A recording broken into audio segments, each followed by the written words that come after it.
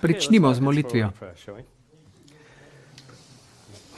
Oče, še enkrat, ko bomo spet si vzeli čas, ko preučujemo to tematiko duhovnega boja, te prosim za tvoje angele, da bi tvoj sveti duh se dotikal naših src in da bi izganjal demona iz tukaj. Demone, da nas ne bi mogli motiti, nas ne bi mogli zapeljevati. Prosim te tudi za naprave, da bi zdržale in ne dovoli sovražniki, da bi se tukaj upletali. Sedaj ta čas izročamo v tvoje roke in to prosimo v Jezusovem imenu. Amen. Kaj torej so za obljube in oporišča, trdnjave? Za obljubo, da bomo nekaj naredili, zaveza, da bomo nekaj naredili, kar lahko ustvari vzorec razmišljanja, ki nas na koncu obvladuje vse življenje. To je nekaj primerov, ki jih pogosto slišim, ljudi, ki jih posvetujem. Ne bom dovolil, da se mi kdo približa ali mi ponovno prizadel. Svojo jezo se bom zaščitil pred ponovnimi ranami, recimo za mojo ženo. Uporabila bom neodpuščanje kot zid varovanja, da sebe zavarujem pred tem, da bi bila prizadeta. Sam se mi nikoli ne bom več zaupal, da me nihče ne more prizadeti. Vedno bom pazil, da me ne bi znova prizadel, zavrgel. Preden bi kdo prizadel mene ali mi kaj vzel, bom jaz prizadel druge ali jim kaj vzel. Torej vse reči, ki se jih neprestano ponavljamo, besede, ki nas nekako začnejo definirati in še posebej na negativen način, v pogovoru lahko ponavljamo biblične vrstice, ki bodo ustvarile novo identiteto v nas, kjer je Bog recimo ljubezen, ali pa poglejte, kakšna ljubezen je to, da se imenujemo sinovi in hčere od Boga. Torej, če ponavljamo te reči, potem to postane naša identiteta. Ampak pogosto demoni v naše misli vcepijo, kako nas želijo, da smo. In zato lahko to postane naša identiteta. Trdnjave, oporišča, nekaj podobno, ampak gre v bistvu za ponavljanje vzorcev. Gre morda tukaj bolj za dejanje.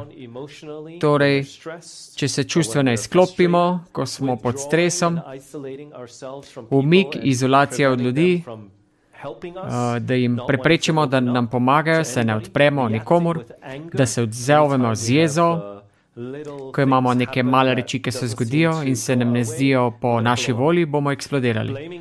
Obtoževanje vseh drugih namesto, da bi prevzeli svoj del odgovornosti.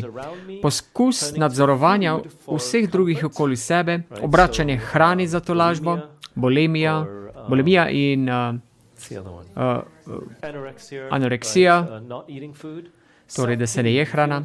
Samo pomilovanje, smiliti se samemu sebi, to je lahko zelo močna reč, še posebej pri nekomu, ki je bil deležen zlorabe. Samo pomilovanje so lahko odprta vrata. Poskušati ugajati drugim, da bi pridobili sprejetje, odobritev, poskušati rešiti druge, popraviti druge, namesto, da bi se zavedali, da smo mi polomljeni, da imamo mi probleme in da moramo sebe popraviti. In zato gledamo na druge. To je ponavadi problem ljudi, ki služijo drugim.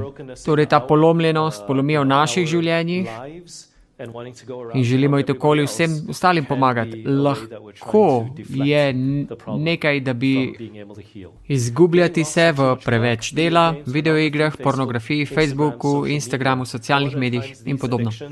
Pogosto so te odvisnosti ne samo zaradi odvisnosti, ampak gre za nekaj, kar je v mojem življenju polomljenega, pokvarjenega in me vleče k temu. In Boga moram prositi, Bog, kaj je to, da želiš, da popravim to zlomljenost v svojem življenju? Jemati čas drugim, biti odvisen od drugih, namesto da bi bil odgovoren za svoje življenje. To je nekaj primerov trdnjav, oporišč, ki jih sovražnik, jih neprestano z negativnimi mislimi podajo v naša srca misli. Sedaj bomo nadaljevali z okultnimi rečmi. Ne bomo tukaj imeli pauzo in molili in bomo to na koncu molili. Vpletenost v okultno in malikovanje. To je nekako tretji del in tukaj nekako seznam reči. To niti približno ni celoten seznam, ampak to je nekako predlog, ideja za vas. Zaščita z amuleti, vrvicami in tetovažami. Druge reči, ki še obstajajo iz naših kultur, so lahko odprta vrata. Za mojo ženo je to bil rožni venec. To so bila odprta vrata za njo. Obstajajo pa tudi v kulturah, še posebej v Aziji, amuleti, zapestnice, ki vam dajo moč, energijo. To so lahko odprta vrata. New Age kristali, ki imajo energijo, meditacija, so lahko odprta vrata.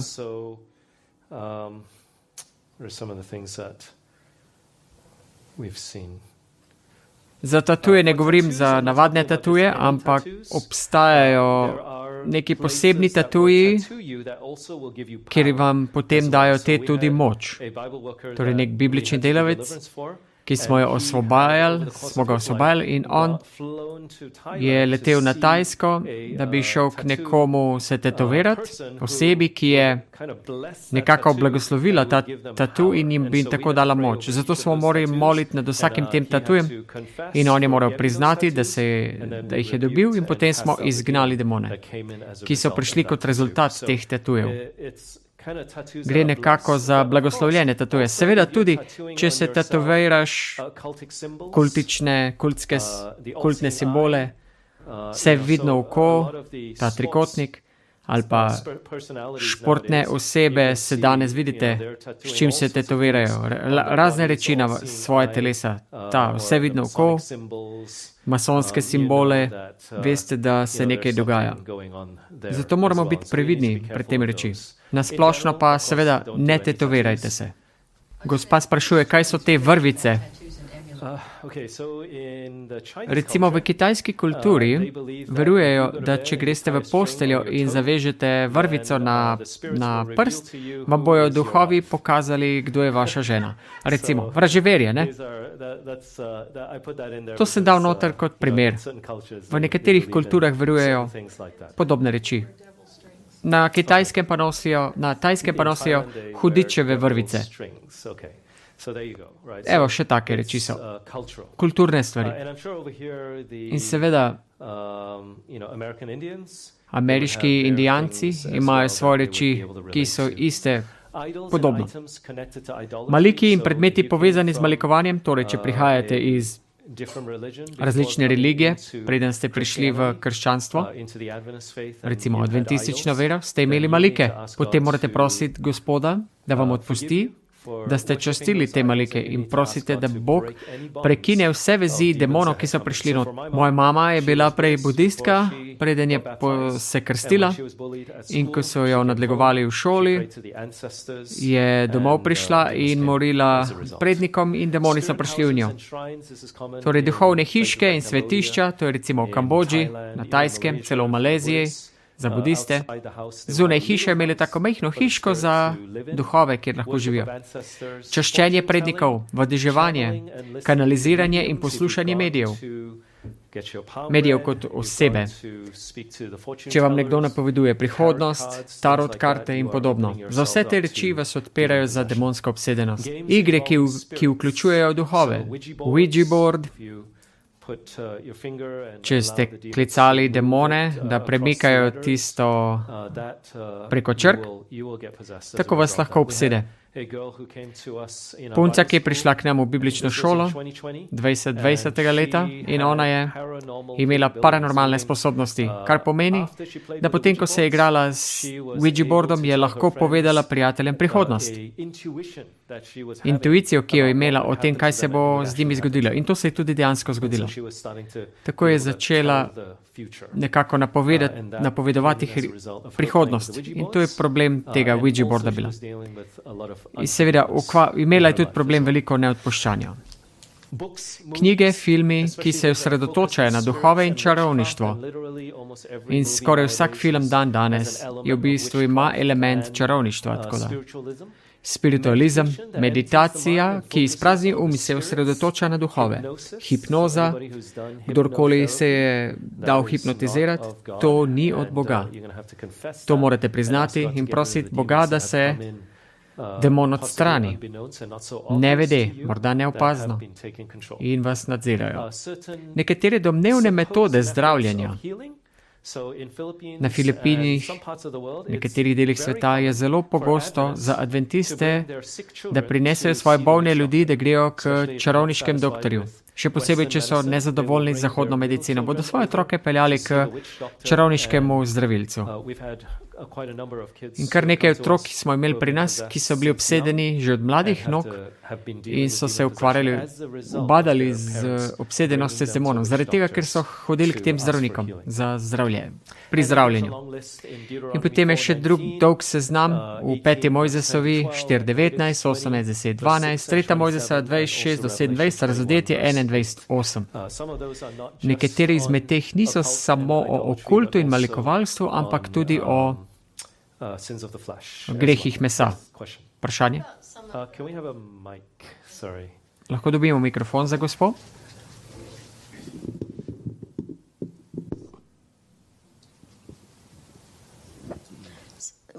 Kako je pa z alternativnimi, bi verjetno rekli, zdravniki, medicino? Akupunktura, recimo. Akupunktura dejansko je bazirana na filozofiji, da imamo tako yin in yang in se mora to zbalancirati na šči in energija, ki poteka skozi nas. Torej, filozofija je napačna. Torej, jaz tega ne bi počel. Kakršnekoli druge reči, proti katerim svariš? Ja, kitajska medicina uporablja veliko zelišč in to je v redu. Ampak zdravnik, kateremu greste, morda veruje v chi in yin-yang in izravnava našega vročih, mrzlih energij v nas, v telesu. Torej, ne gre za zelišča, ampak za zdravnika, ki to dela in kaj je njegov verski način. Pazite se morate tega. Nasplošno vzhodnjaško zdravljenje ima drugačno filozofijo, kot Biblija uči. Zato bodite previdni, pazite se zdravnika, ne zelišč. Saj veste, zelišča lahko uporabite kot naravna sredstva zdravljenja, ampak zdravnik, ki to podaja, ima lahko drugo filozofijo. Kako je pa z proizvodi podjetij, ki imajo to filozofijo? Recimo Demeter ali podobno. Dokler se vi ne ukvarjate z njimi, z ljudmi, ta zelišča so pa samo zelišča. In to je to. In niso blagoslovljena ali karkoli. Potem boste v redu. Še kakršnakoli druga vprašanja za stvari, ki se povezuje z okultom. To je sicer široka tema in ena izmed velikih tem, s kateri se ukvarja v teh zadnjih parih letih, je bila tudi govorjenje v jezikih. Torej veliko ljudi, ki so iz karizmatične cerkve, ki jih demoni nadlegujejo in nasplošno, ko priznajo to ideologijo govorjenja v jezikih in duha, ki jih je obsedel, ko so govorili v jezikih, potem so svobodni tega nadlegovanja. Torej, govorjenje v jezikih so velika odprta vrata za pentakostalce. Vsaj iz naših izkušenj, ko smo pomagali tem ljudem, ki so prišli k nam. Še kakšno vprašanje glede seznama, kar ste vi izkusili morda?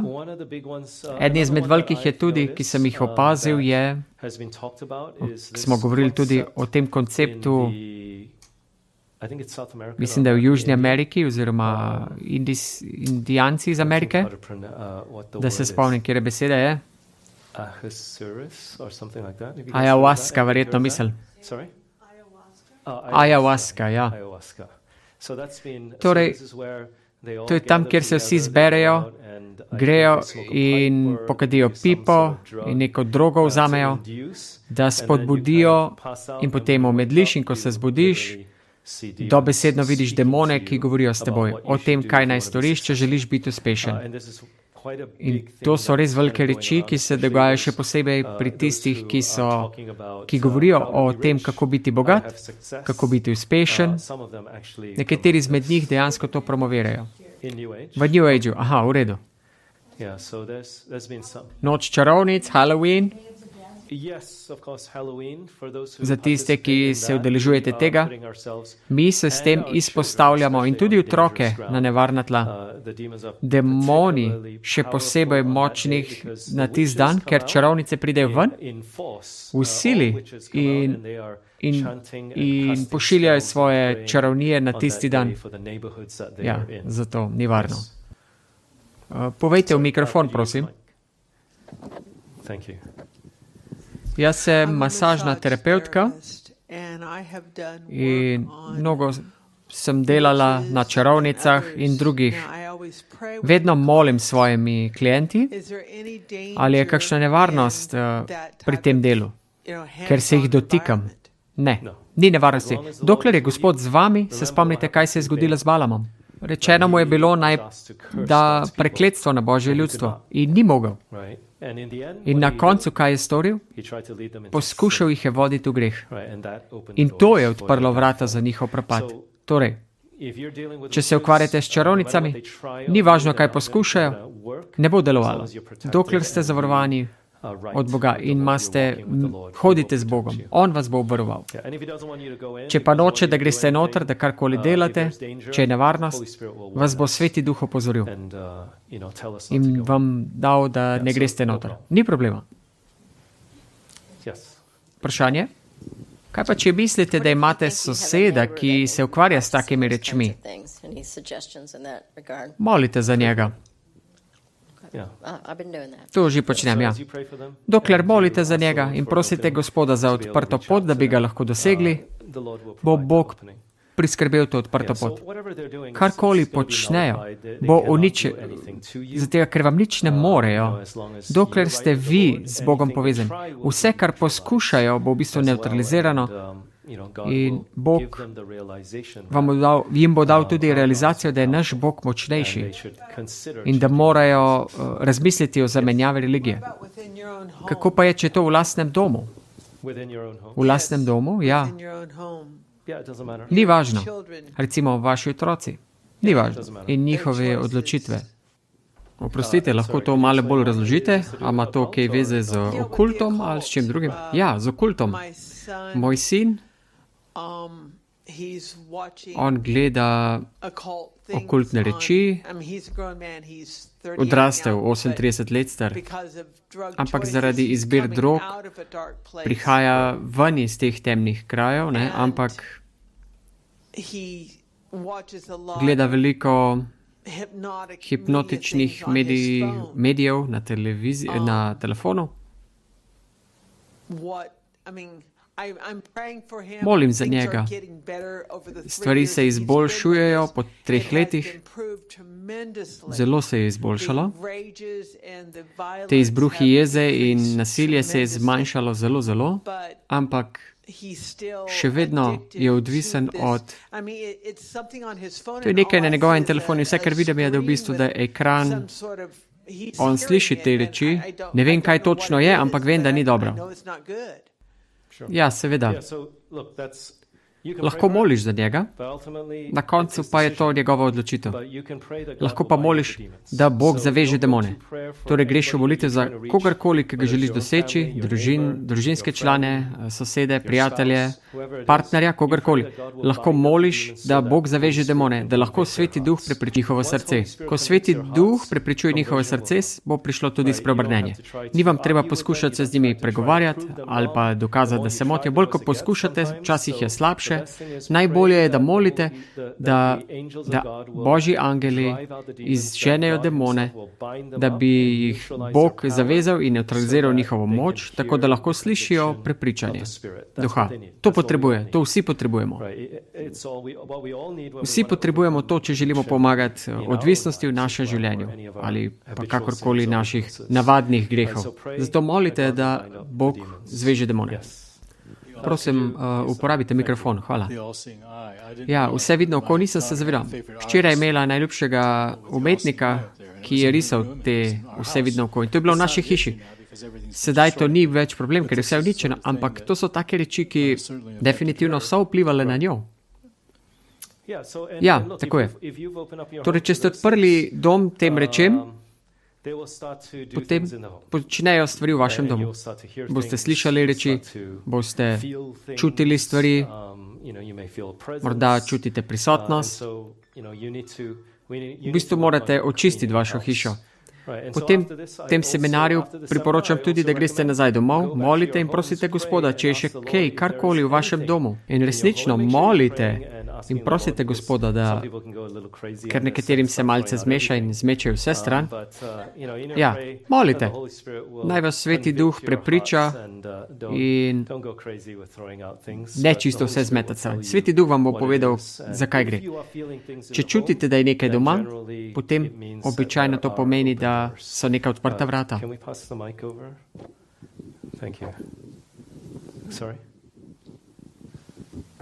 Vprašanje? Kako je pa s tem, ki je te znak na znamenju za $1? Potem nehajte uporabljati denar, če želite. Mislim, da nimamo kaj velike izbire glede tega in verjamem, da Bog ve, da moramo uporabiti tudi denar in da to ne bodo odprta vrata. Govorimo o tatujih, nekih postrih, simbolih. Ampak še enkrat, naj vas Bog prepričuje o temu. On vam bo pokazal, kje so odprta vrata, s katerimi se morate ubadati v vašem domu. Je še kakšno vprašanje? Vprašanje? Kaj pa, če imaš družinskega člana, ki neprestano gleda filme in podobno?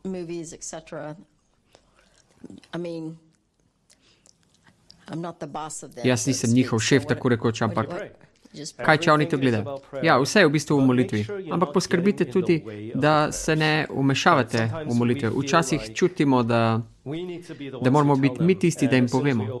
In takoj, ko odpremo usta, začnemo tretjo svetovno vojno. In potem veste, da v bistvu blokirate delo Svetega Duha. Poskrbite, da imate vi zaprta vrata v vašem življenju, zato da vaše molitve ne bi bile omejene.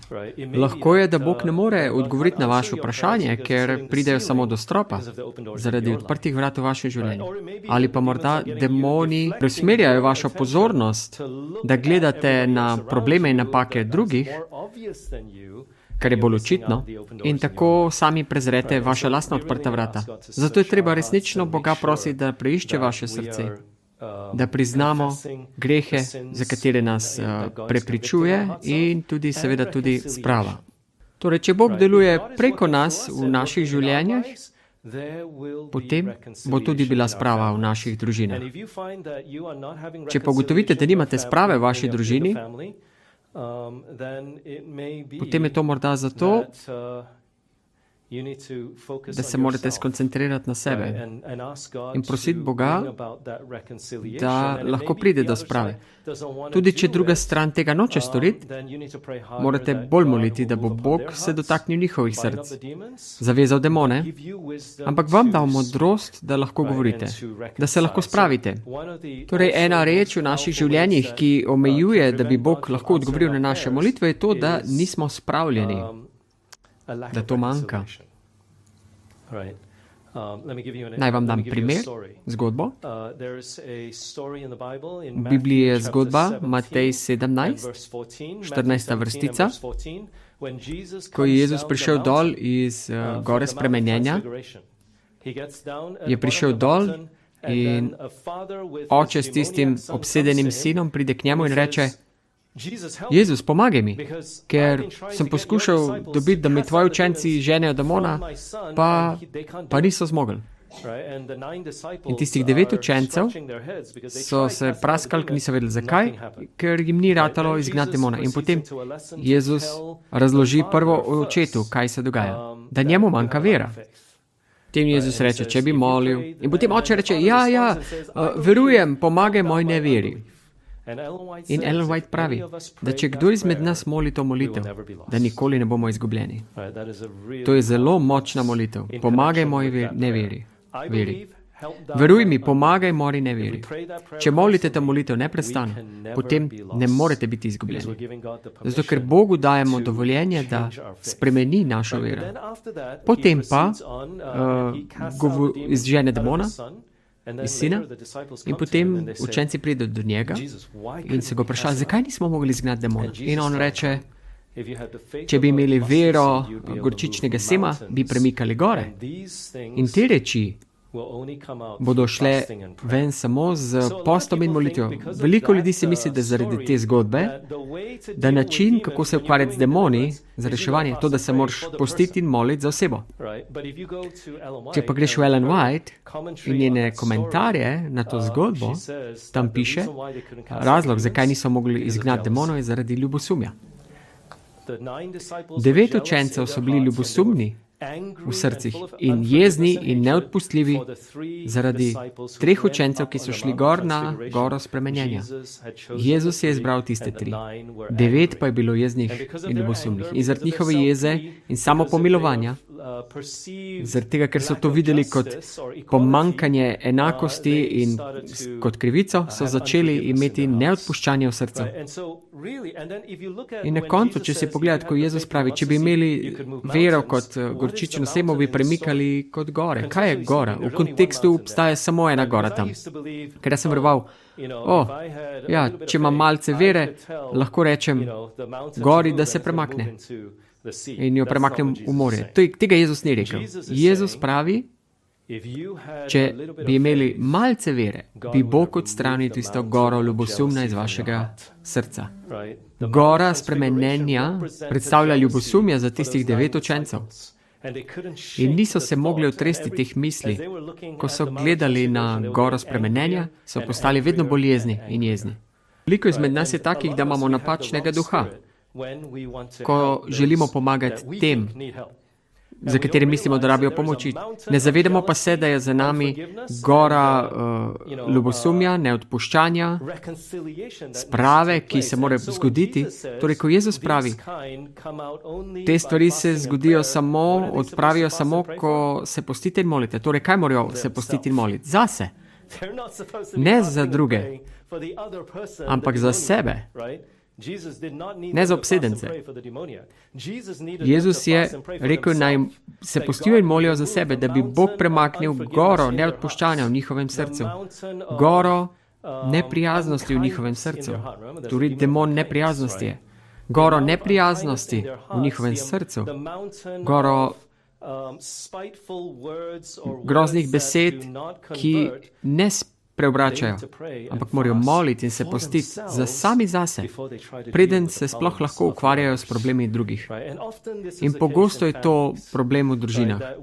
Mi mislimo, vem, poznam besedo, poznam resnico, vem, kaj je narobe z njimi in vem, kaj moram storiti, popraviti jih moram. In zato jim povem, kaj morajo narediti, da bojo popravljeni. Ampak demon neprijaznosti ali pa demon groznih besed,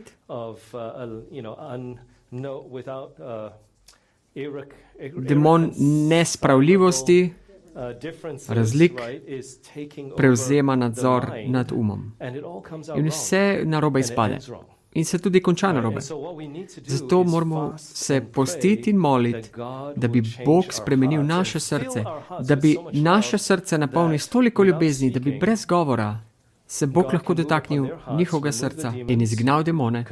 Potem nastopi prepričanje in ko se pogovarjajo z nami, lahko povemo v mirnem tonu, s prijaznostjo. Pogosto, ko želite komu pomagati, je najbolj pomembne besede, ki jih morajo slišati. Ljubim te in sprejemam te, kakršen si, in molim za te. To je v bistvu to, kar morajo slišati. Ali pa, oprosti. V cerkvi danes je prišlo do inštitucije, ki se je postavila. Iščem eno besedo. Sobota je, ni važno. Dan nam je obred Gospodove večerje, da bi nas naučil spravo. In danes smo iz tega naredili v bistvu ceremonijo. Mi smatramo Gospodovo večerjo tako kot Judje Pasho in vse te žrtve. To je postala samo forma, prazna forma. Zakaj? Zato, ker Ellen White pravi, da ne bi smeli iti v Gospodovi večerji, razen če smo se spravili v pranju nog. Problem pa je, da mi noge peremo za 10-15 minut.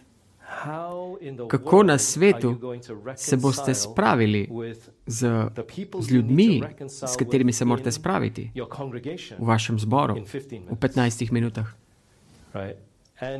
In večina nas nimamo niti časa med tednom, da bi to storili. Torej, kot cerkev smo nekako to Gospodovo večerjo naredili kot neko ceremonijo. Pač jo opravimo. Ampak to nas naj bi nekaj naučilo, da se je potrebno spraviti vse razlike v cerkvi. Da do takrat, ko priješ do Gospodove večerje, mnogo ur kasneje, saj tako je pri nas v cerkvi, imate veselje in srečo, praznovanje, zato ker so ljudje, ki so bili na drugih koncih, ki so se strinjali, da se ne strinjajo, so se dejansko spravili in sedaj sedijo skupaj. In potem pride ljubezen v srce. In mnogo razlogov, zakaj so naše cerkve ne rastejo, zaradi tega. In Bog ne pripelje ljudi v cerkev zaradi tega, ker resnico vidijo, da ni ljubezni. In prvo Janezovo pismo se ukvarja s tem. Piše, da če ni ljubezni med bratom in bratom, Jezus ne prebiva v njem.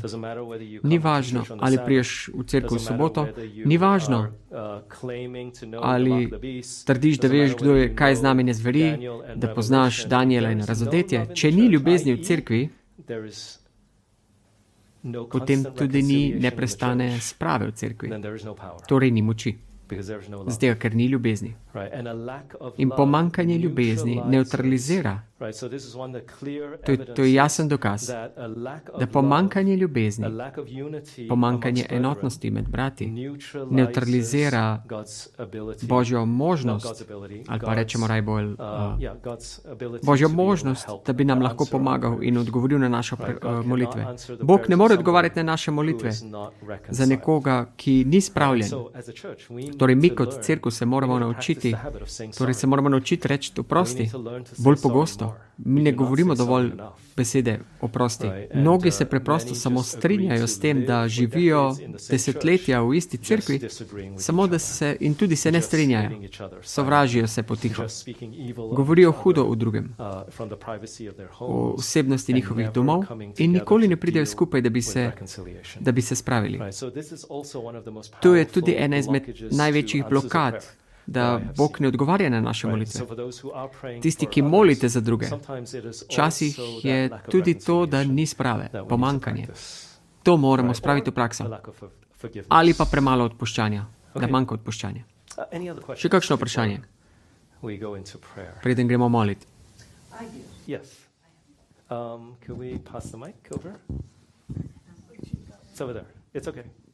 Vprašanje.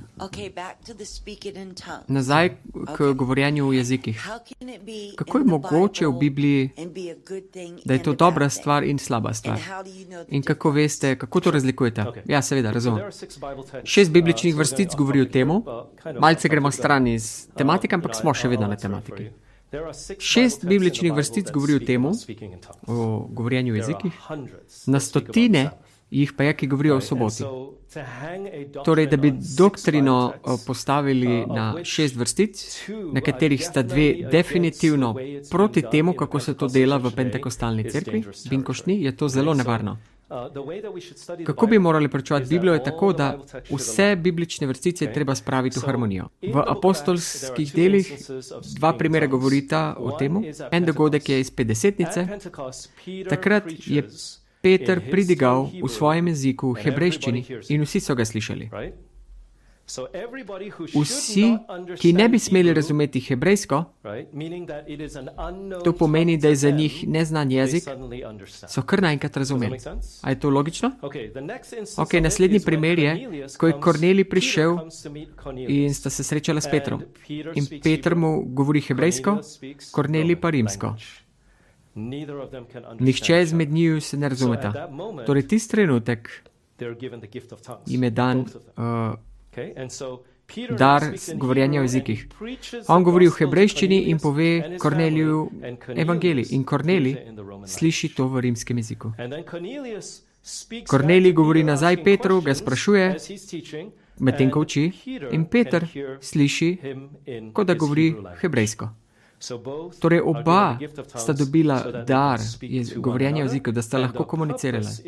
In namen je bil za spreobrnitev Kornelija in njegove družine. Torej, namen Petra, da je govoril v jezikih, je to za spreobrnenje vseh teh, ki so prišli za Pasho.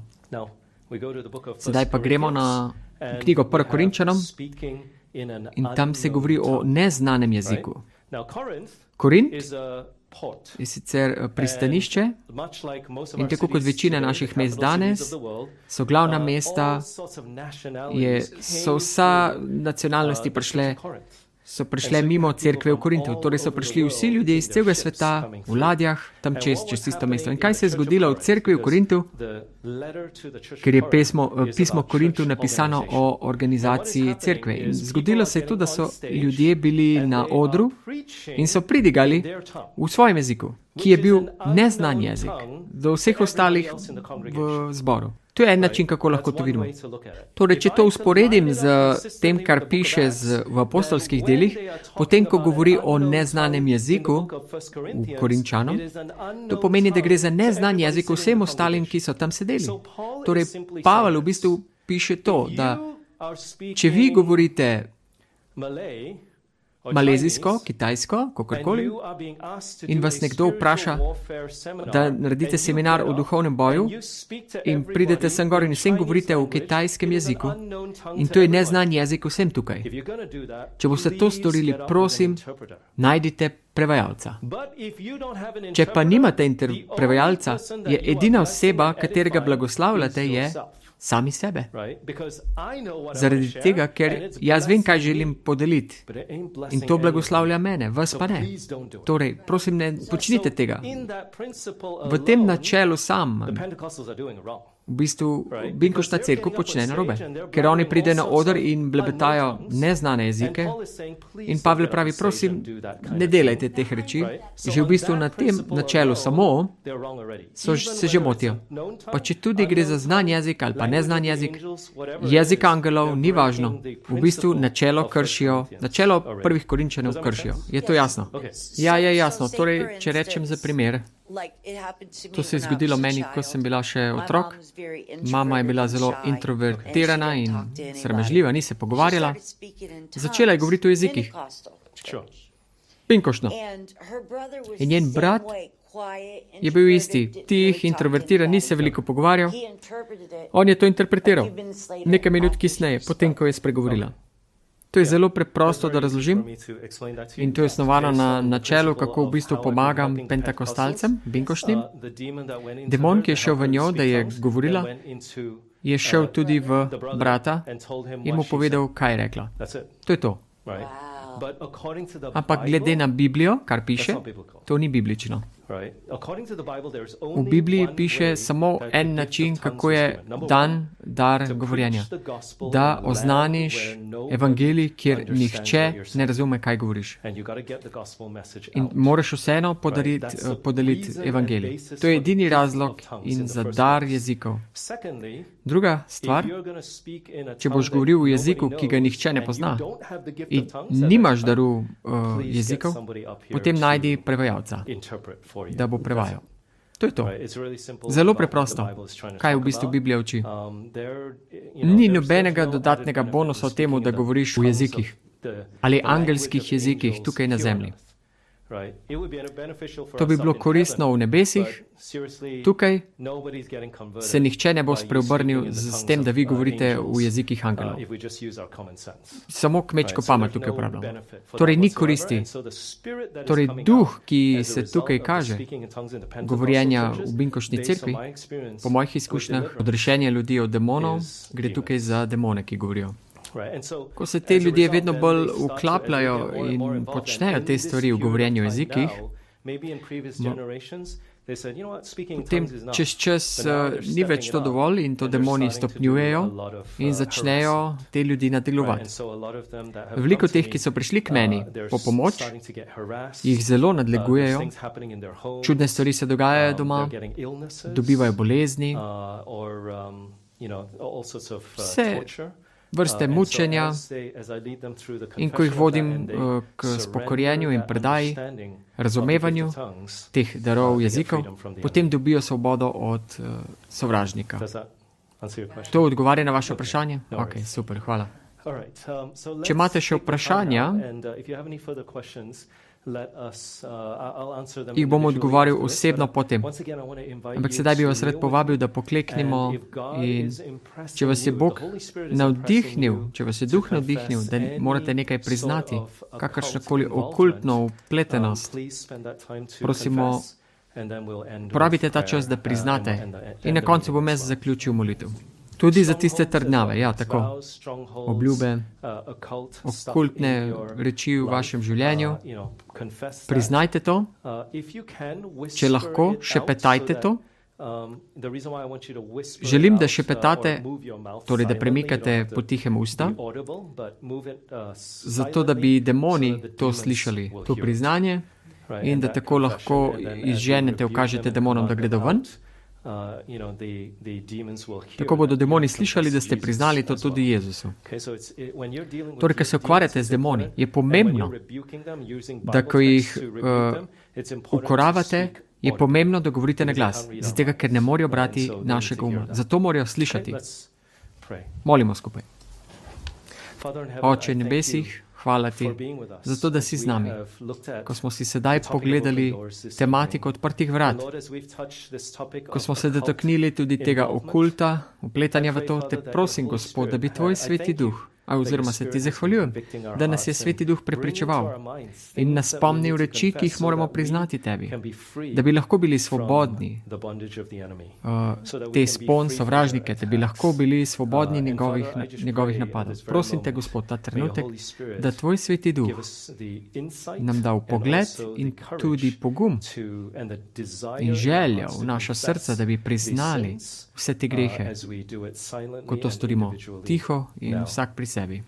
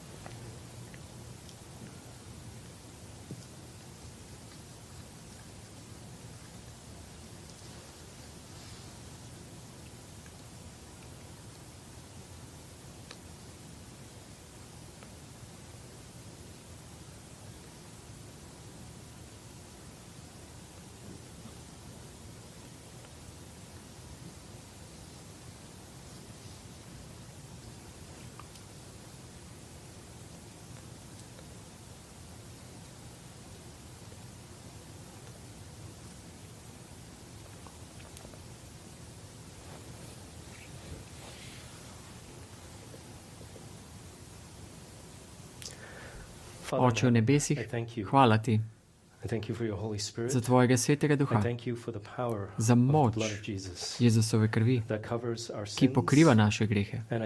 Hvala ti za ozdravljanje, ki nam ga želiš vsem dati. Oče, ko si slišal molitve vseh nas, se ti zahvaljujem za ceno, ki si jo plačal na križu. Hvala ti, Gospod, da ker smo priznali, si nam tudi odpustil. In še enkrat se sklicujem na 1. Janeza 1:9 in se ti zahvaljujem za tvoje odpuščanje, za Jezusovo kri, ki pokriva naše grehe, in hvala ti za Jezusovo pravičnost, ki nas sedaj pokriva, da smo popolni v tvojih očeh. In ker smo priznali, Gospod, prosim, da boš tudi odstranil demone iz naših src, zaprl vrata, da nimajo več dostopa, in v Jezusovem imenu ukazujem hudobnim duhom, ki so bili tukaj kot rezultat okultnih stvari in prešuštva, ukazujem, da grejo v Jezusovem imenu ven. In hvala ti, Oče, za moč od Boga, za tvojo ljubezen in tvojo moč, da nas lahko reši popolnoma za vse, ki pridejo k tebi. Oče, ponovno posvečamo naše življenje v tvoje roke in prosim, da še naprej deluješ v naših srcih, in prosim, da nas izpolniš z Jezusovo ljubeznijo, z njegovim mirom, njegovo srečo, radostjo, in da pomagaš nam, da nadaljujemo v tej hoji s tabo, da nam boš dal moč, da nikoli ne odpiramo več teh vrat.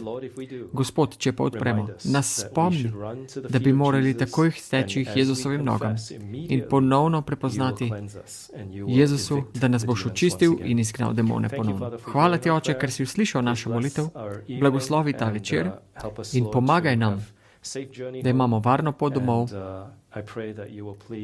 Prosim tudi, da nam daš tudi počitek. To te prosimo v Jezusovem imenu. Amen. V redu, hvala vsem. To je tudi zaključek današnjega večera.